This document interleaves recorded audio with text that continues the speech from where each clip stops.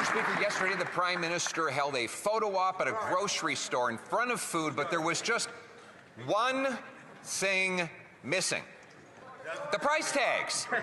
He had ordered his PMO staff to literally show up early at the grocery store and remove the price tags. They're back up today. We went and checked, and they're really high. In fact, grocery prices are rising faster in Canada than in any other G7 country, twice as fast as in the States, twice as fast as when he took office.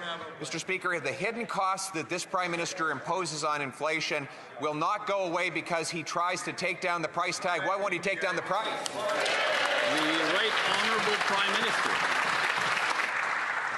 Mr. Speaker, yesterday, before I had lunch with the Premier of Ontario, I had a long meeting with the Premier of Ontario. I would like to introduce the Leader of the Opposition to the Premier of Ontario so we can learn something about cooperation, cooperation on housing, cooperation on building the best auto sector in the world, cooperation on good jobs for Ontarians and Canadians, cooperation on rising wages, which have risen faster than inflation every single month of the year. The Honourable Leader of the Opposition. Mr. Speaker, if Canadians could eat the Prime Minister's photo op, there wouldn't be an empty stomach in the country. He's had lots of meetings. He's had signing ceremonies. He's had grand announcements and new bureaucracies. But what he hasn't delivered is real results. His biggest promise was that he was going to make food prices affordable. Since that time, food inflation has doubled, the worst in the G7. It's the result of his hidden taxes, the inflation tax from his deficits, the fuel taxes on farmers, fertilizers, and farm equipment. Why won't he, instead of trying to hide the price tag, why won't he get rid of the cost? The Right Honourable Prime Minister. Mr. Speaker, here's something we don't hide. Here's something we're proud of. Over 140,000 new jobs net created since the summer. More than the United States. Here's something else.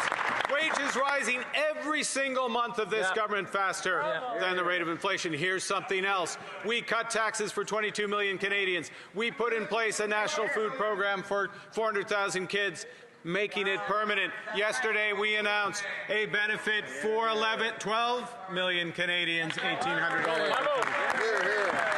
The Honourable Leader of the Opposition. Mr. Speaker, Canadians have never had it so good that 2.2 million of them are lined up at food banks.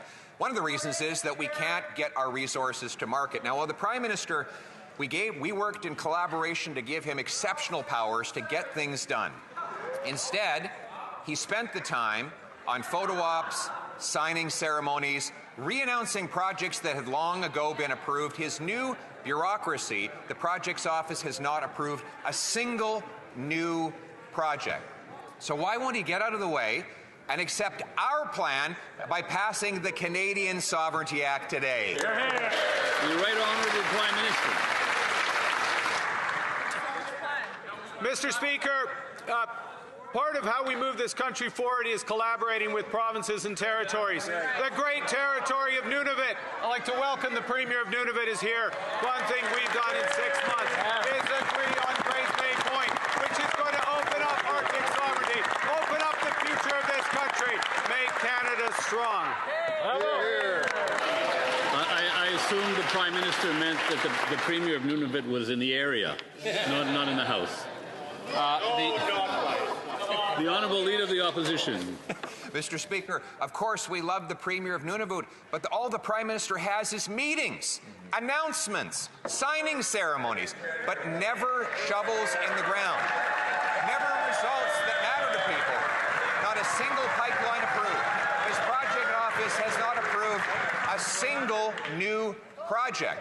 In fact, he hasn't removed a single pre-existing Liberal bureaucracy or single pre-existing anti-development law. All he has to do is get out of the way, adopt the Canadian Sovereignty Act so that we can get building and become self-reliant and strong. The Right Honourable Prime Minister. Mr. Speaker, Mr.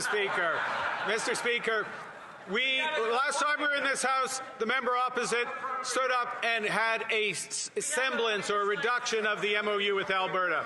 The Alberta MOU is not consistent with the Sovereignty Act. The Alberta MOU will build a pipeline to Tidewater. The Alberta MOU will build carbon capture and storage. It will build nuclear. It will build data centers. It will build our future. The Sovereignty Act will destroy it.